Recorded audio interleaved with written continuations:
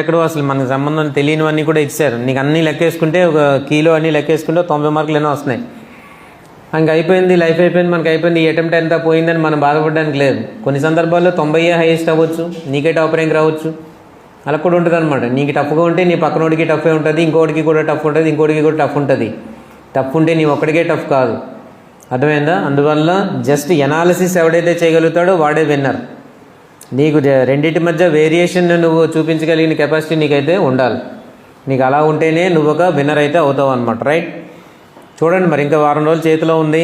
ఇప్పుడైనా సరే కొంచెం కళ్ళు తెరిచి టైం టు టైం ఖచ్చితంగా ప్లానింగ్ ప్రకారం చదువుకుని సబ్జెక్టులన్నీ కూడా ఇంపార్టెంట్ అంశాలు అన్నీ చేసి మన దగ్గర పెట్టే ఎగ్జామ్స్ అన్నీ రాసి అన్నీ కనుక చేసి ఒక పక్కన మెంటర్ 2 మెంటర్లు మొత్తం పెట్టుకొని రెండవ మెంటర్ ఈరోజు, సో ఆ మెంటర్లు అన్నీ కూడా పక్కన పెట్టుకుని అన్నీ కంప్లీట్ చేయాలి.